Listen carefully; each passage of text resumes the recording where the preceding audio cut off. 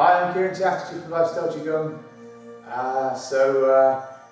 I'm putting a little video together for those of you that came to the beginner workshop last Saturday, a few days ago, on the 7th of February at Crackington. I'd like to go through some of what we did in a bit more detail, so you can take it apart in small sections slowly, if you want to do that between now and the next workshop or anytime. And for anyone else who might want to join in to the next workshop, or who wants to be part of a series of workshops but didn't make it to the first one. So let's just start at the beginning. I'm going to go really slowly and start at the beginning and go very technically, as much as I can, really slowly through all the detail. Okay, so this is my north. I'm facing like as if I'm facing north, facing the camera. I'll do this maybe facing away afterwards, but it's better that you can see what I'm doing. So I'm not going to do it in mirror image. You'll just have to work it out whichever way you're facing. So parallel and shoulder width and double weighted to start off with, and slightly yang hands at waist height. Yang hands is slightly dorsiflexed, pulled, sort of flexed upwards. This is plantar flexed, that's dorsiflexed. So slightly dorsiflexed. So initially the first movement is just relaxing the wrists up to shoulder height, then pressing down with the heels of the palms and leaving your fingers behind like your hands are coming down through treacle. So like this, squishy, leaving your fingers behind. So just up with the wrists to shoulder height and back down to waist height. That's the first movement. The next movement is sweeping the hands up to the northeast, or the right hand up to the northeast, and the left hand is sweeping up to, so that the wrist is in front of the throat here. So you're sweeping both hands up to the right in a sort of arc and hanging them at shoulder height. And with palms facing down, nice and soft yin hands. So like this, from your yang hands, they're coming like this, yin. And then you're just going to switch them over. So straight across and make the left hand slightly yang. So the right hand is now where the left hand was, the wrist in front of the throat. And the left hand is out to the northwest, but slightly pressed out. So instead of the yin hand, you've made it now a yang hand, like you're pushing someone away. And you're still double weighted here. You're still double weighted and still sort of full standing height, but nice soft knees. And now the next movement you're going to sink in. So you sweep the left hand under the right like this and soften it. And at the same time, sink the weight on the left leg and let your body turn to the northeast corner and let your right toes turn out as you do it. So it's an unweighted turn on the right heel. You're just swiveling the toes out. Yeah, and you've got this nice position here. It's a nice strong position. Most of the weight's on the left leg now. And if I drop my right hand, it will just land on my left hand. So in this nice strong position here. And both slightly yin hands. So I'm going to now shift the weight straight across from left to right. Push the knee out over the toe. And I've got most of my weight on my right leg now. I'm going to do something called dropping the post, which is essentially sinking all the weight onto this standing leg, onto the leg that you're going to be standing just on. So I've done this weight shift, most of the weight on the right leg, drop the post, sink all the weight on it, so that I can now pick this foot up, and I'm going to catwalk through with this left heel without pulling it across myself. So straight from south to north is the direction I'm going. Catwalk through, which means pick up the heel, then the toe, place the heel, then the toe. So like this, roll the foot through, heel toe, heel toe. And when I've got the foot down, shift some weight onto the left leg. As the weight comes forward, turn your hips and shoulders to the north. At the same time, the left fingers cut up through the right dragon mouth like this. Like that. And then blocking up with the back of your left forearm and blocking down by the right hip with your right palm. And everything here squared to the direction of the left toes to the north. Right toes out to the northeast in your bow stance. And this is a nice strong stance to hold. It's called pung. So it's a nice strong block. So then you're going to pick up your right heel. And as you pick up your heel, your body turns a little bit towards the northeast corner. So pick up the heel, and then pick up the toes, which means dropping a post on the left leg. So then pick up the toes, place the heel where it was, and now with the toes down to the east, you turn your toes around to the east, put them down, knee out over the toe as you shift the weight forwards, and let your right hand just hover up, so it's facing sort of down, hover up to hover in front of, like as if you're looking into it, in front of your face here. So you're up here, step round and hover your right hand up, float it up, and turn your left hand out to hold a little ball in front of your face here. And the last thing that happens there is you let your left hip pull round to drag your left toes round to your bow stance. So you've got this nice bow stance, this side still, this side again, facing the east now.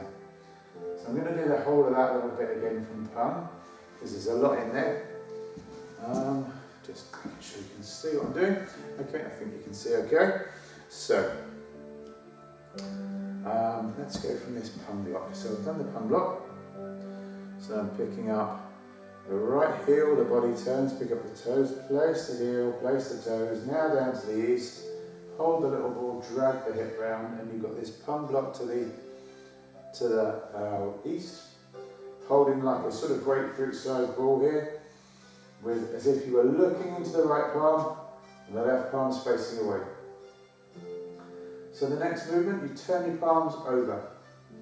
Turn them over. You're now looking into your left palm, the right palm's facing away, a little bit off and out to the right. The weight's mostly on your right foot here, right leg, and your hips and shoulders are facing the east. So you're going to sink the weight on your left leg and drop your palms to waist height. Turn the palms over and connect up. So I mentioned this on the last video, the little bony part at the bottom of your little finger goes into this little hollow here. The main bit is the mounts of your left palm, go over the inside of your right forearm like this. So you're squeezing through here, flatten the hands.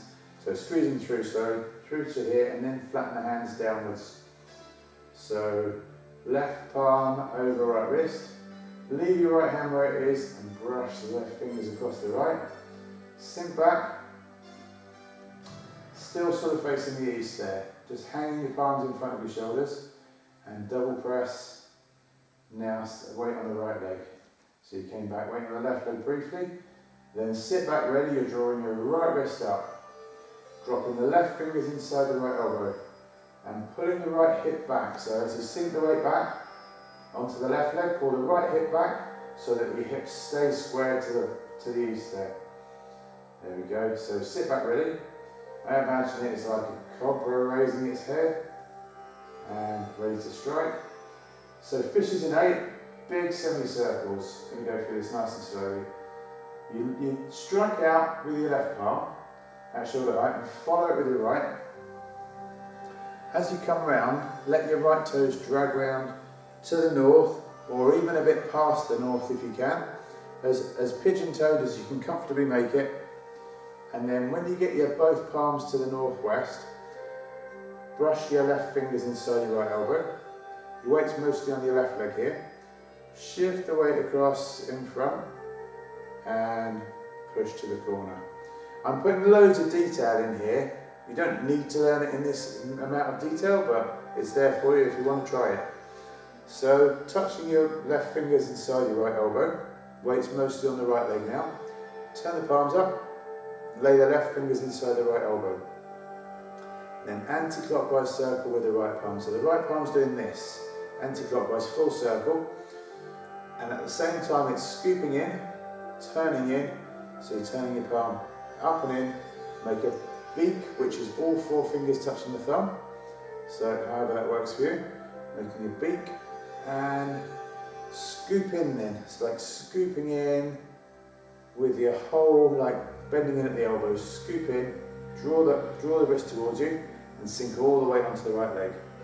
Then three things happen at once. You've got all the weight on the right leg. I can pick this foot up. I'm pushing the wrist through the circle I just made. So I've made this circle, scooped in, pushing the wrist through the circle, the beak facing downwards, and letting the left fingers come away from the right elbow, and letting the left heel come away from the floor all at once, like this. So I've done my scooping, all the weight on the right leg. So three things at once, through the circle, fingers away from the elbow, foot away from the floor, which sets up a nice hover. Carry your heel around slowly and carry your left palm around slowly. Place the heel, and then put the toes down as your weight comes forwards. Turn the left palm away. Drag your right hip round to pull your right toes round to your 45-degree stance, and lock your right elbow out. It's not quite the north, that would be north. It's just back from the north, which means my shoulders are slightly open to the northwest. So weight's mostly on the left leg here. Okay, let's just go a bit further. Let's keep going. So that's single whip. And check your single whip stance. I noticed when we were doing the workshop, people were getting their single whip and they'd be sort of like this. And they'd be like quite skewed to the corner. They hadn't managed to step round quite far enough. So you need it so that if you pull this left heel back, you've got at least half shoulder width, north to south, in this direction. So the left heel's got to be a good amount, at least half shoulder width that way around. So we're here, we've opened up, it's a single whip. You open up like wings and flap down, like big wings. And then as you're flapping back up, drag your left toes round to the same direction as your right toes, so to the northwest. And as you flap back down, sink all the weight on the left leg. Draw the right knee up like it's on a bit of string. So like you're pulling it up with the fingers on a bit of string. And place the heel half shoulder width in this sort of on guard position. So your right palm's facing to the left palm's facing to the right, just inside the right elbow. Nice and strong stance. And almost no weight on that heel. So you put a little bit more weight on that heel, roll a bit of weight forwards, and turn the right palm away, left palm up, and then sink all the way back on the left leg as you draw both palms back and drop your right fingers in towards your left hip. So you're sinking like this, drawing it all back. At the same time, as soon as you've got all the weight on the left leg, step wider into your full shoulder width, into your bow stance, and at the same time as that, sweep this left palm out and round, and bring your thumb to your tricep roughly, sort of there or thereabouts, onto your tricep, and direct diagonal shoulder press. So you're here, going diagonal, and then bringing it round to the north. So two separate moves really. Diagonal shoulder press, you're shifting the weight left to right, and then once you get to where that comfortably stops, carry on the movement by pulling your left hip round, dropping your left palm down by your left hip, and blocking up with the back of your right forearm. And this is the palm block, opposite way around to how we had a minute ago at the beginning. So we've done this palm block. Okay, I'm just going to carry on. Then we did stalk spreads wings, which is, it's doing this with your palm, up and over your head, to this, like as if you've gone like that on the back of your palm to your forehead and just gone up and out like that. That's where you want to get to. But at the same time, this bottom hand's not really doing anything, it's just staying yang, staying facing the ground. At the same time as bringing this right palm up and over your head, you're turning your shoulders all the way on the right leg, bringing all the way to the right leg, and turning your shoulders round to the west. So you've got this quite skew stance, 90 degrees between your toes, most of the weight on the right leg, and the left toes have just dragged in. I'll just do that again so you can see it.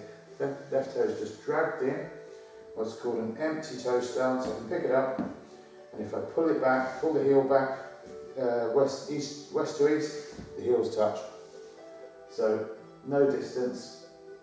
And to get out of the stalk spreads wings, turn the right palm in, drop it down the middle, sink the weight on the right leg, and bring the left hand up over the top to hold the ball to the corner. So I'm in this nice hold the ball position. I'm going to drop the right palm back, left palm down, brush the thumb across the knee and step into a bow stance this way, or step into shoulder width that way, east, north to south. Hang the right palm behind the ear, and as I shift the weight forwards, drag the right hip round to drag the right toes round, And the right palm comes in through in front of the throat, like a strike to the chest. I'm just going to step back a little bit so that I'm in shot, because it travels this way a little bit. So, this is a nice strong stance to hold, and it's the beginning of the brush knee twist step sequence. So the first bit we do is called play the guitar, which is roll the right heel up, then the right toe, so that all the weight's on the left leg, and then place the toe, place the heel. Bring all the weight back and open up the palms, all the weight on the right leg, place the heel empty, and squeeze the right palm in towards the left elbow. Now the foot position, it's called a toe stance, bizarrely, even though it's on the heel. So a toe stance, I'll just do it this way so you can see it. This is shoulder width. This is a heel stance. Sorry, this is a heel stance. That's sort of half shoulder width. It's where there's a heel's distance between the feet. That'd be a heel stance. And if I did a toe stance, there's no distance between the feet if I drew that foot back. So whether I've got my toe down or my heel down, this is still a toe stance. So essentially, when we do play the guitar here, or strum the lute, it's a toe stance on the heel, if that makes sense. But it's no distance. If you pull your heel back, west to east, the heels would touch. So you've done this on-guard position, squeezing like concertina in the right palm in towards the left elbow, and then you drop the right palm under to hold the ball, and as you do it, you see my body's turning to the corner. So I'm squared to the west here, my body turns to the northwest, all the weight's now on the right leg. So I'm dropping the right palm back, left palm down again, brush the thumb across the knee, step wider, into your bow stance, hang this palm behind your ear, and come through to strike again. So you're back to the position you started a minute ago. I'm just going to make sure I'm in shot here. So we're doing twist step left, twist step right. So the twist step left, everything's facing the west for a minute. As I twist step left, turn the left palm over, turn the left toes out. Ideally weighted, ideally with the weight on the left heel, or on the left foot. But if you need to, rock the weight back and turn the foot, and then shift the weight forwards. If you have an ankle or knee injury, or if you're having difficulty doing a weighted turn, if you can do a weighted turn, it's turn the foot as it's got weight on it and turn the palm over, holding the ball to the corner. So all the weight on the left leg now, dropping the post on the left leg. Drop the post so that this foot can pick up. So drop the post and then drop the left palm down and back, right palm down. Catwalk through to your bow stance and shift the weight through, squaring the hips and shoulders to the west into the opposite block position that you were just in. And the same the other way, weighted turn, drop the post, right palm back, left palm down, brush the knee into your bow stance, palm past the ear and strike in front of your chest, in front of your throat sort of thing, and your sternum. So then another play the guitar, going to roll the right foot up, heel toe, toe heel, open up, weight on the back leg, weight on the right leg. Another play the guitar, so empty, toe stance on the heel, squeeze the right palm in towards the left elbow. This is very subtle, it sounds like a lot when you're squeezing, but it's actually almost nothing happening, really subtle. Drop the right hand under, hold the ball to the corner, your body turns, right palm back, left palm down, brush your knees, step wider, through the middle, strike through the middle. So we've done our two play the guitars. Just going to step back a little bit more because it keeps travelling west for a minute. So we're going to do something called step up parry and punch, which means the first thing you do from this stance is make a fist facing down. The Tai Chi fist is, I'll show you, just wrap the fingers in, thumb on the second knuckle, at the top of the second knuckle of the index finger. So nice and soft. If you can see white knuckles, you're gripping too tight. Nice and soft fist. So here we go. So we're here. Make a fist facing downwards. Turn a weighted turn again, as if you're going to do a twist step. But just turn the palm over, weighted turn the toes out. All the way on the left leg, and as you chop the thumb Or bring the weight into the left leg as you chop the thumb from the right hand down in towards the open palm of the left hand. And when they're a certain distance apart, they sort of stay that distance apart. And it's something like 8 or 10 centimetres, but depending on your arm size, hand size. So you're here, and then they're going to sort of stay as if they're sort of glued together, but a distance apart. And then you bring the right heel through to step directly in front on the east-west line to the left heel. So on the boards here, it's nice and easy to see, east-west. I've got my heels on the same line between the boards. And then sink the weight on the left leg as you carry the palms at that same distance apart, round to the right. And then as you step through with so all the way on the right leg now, and as you step through to your bow stance, you pull this fist back to the hip as you step through. And then now the fist is now facing upwards at the hip. And then knee over the toe as you shift the weight forwards, punch through, and it's sort of a quarter turn punch. So the arm is coming from facing, the fist is coming from facing upwards to facing sideways. Now my fist is facing left to the south. And the left palm's just blocking. Let's come a bit closer so you can see what I'm doing. The left palm's just blocking inside the right elbow, like this. If you can see my footwork now. Okay, difficult to get it all in. So,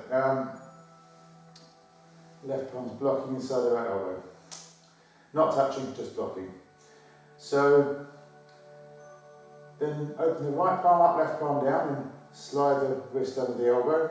This sort of all happens at once, so it looks like this, like that. So I punch through the middle, and then left palm up, right palm down, wrist under the elbow. And as you sink the weight back onto your right leg, draw the forearm across the wrist like it's sort of drawing a violin bow, and at the same time, turn your left palm up. So those three things are happening at once. You're sinking the weight back, draw the forearm across the wrist, turn your left palm up, like as if you're looking into both your palms with the wrists actually connected and crossed. So the next thing that happens, I've done that punch, I've done my wrist under the elbow, draw back, turn the palms up. Next thing, elbows out to initiate the forward move and square the hips and shoulders to the west again and double press in front of your shoulders. So the next move is sit back, and it's literally just a sit back. You're just sinking the weight back, but still facing with your hips and shoulders facing the west. So your hands become yin as you sink the weight back, but I'm sort of doing the opposite way around as to what we did for sit back ready. I'm pulling the left hip back as I sink the weight back on the right leg. So the left hip's coming back to keep the hips and shoulders squared to the west. And then the double press, straight where you were. So just do that whole little section again. Come from the punch, open up, right palm up, left palm down, wrist under the elbow, draw back, open the elbows out, palms in front of the shoulders, double press, and then sit back, still facing the west there with the hips and shoulders, double press in front of the shoulders, and then I'm going to sort of carry the palms round to the north like you're drawing a rainbow, and then unweighted turn on the left heel. So I'm sinking the weight backwards a little bit and dragging the left toes round.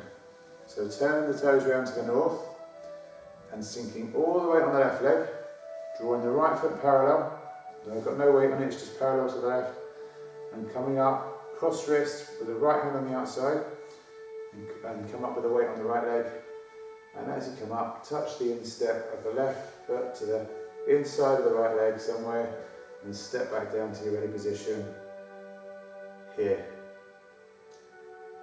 Okay, so I've taken it all apart there and given you loads of detail. Don't worry if it didn't make sense, I just thought might as well give you the detail. So in the oldest spiritual tradition in the world, not really to do with Tai Chi, but it's called the Yungdrung Bon tradition, the same tradition that the Dalai Lama is from. It's about 8,000 years old, and it's the oldest continuing spiritual tradition. They have something called Dzogchen. In Dzogchen, the principle is you go in at the highest level and you sort of learn whatever you can at that level, and you'll just soak up whatever you can. and anything you can't, well, it will just come back another time. So, so I sort of thought I'd throw it all at you and give you loads of detail, but I'm not expecting you to learn it at that level of detail. It's just for those people that want to go in closer or finding it difficult to get through sections without the detail. But essentially we're going to try and learn it on a much more fluid level initially, and on the next beginner workshop we'll probably just go straight into the second third, push through more content. We won't worry about the substance or all the knitting it together yet. We'll just see if we can get that overview of as much of the form as possible, and then keep on filling the gaps in. So hopefully, yeah, if you're enjoying it, and if you didn't come to the first workshop, there actually isn't really much room to join in. I know 2 or 3 people that want to come to the second workshop didn't get to the first one. So, but if you are interested, want to join in, just let me know, and we can work something out. Maybe even do another set of workshops some other time. But it might be that some people that came to the first one don't carry on for the second one. We'll see how we go. Okay, so there we go. There's plenty to be getting on with, to practice and have a go at, and I'm looking forward to the second one on the 7th of March.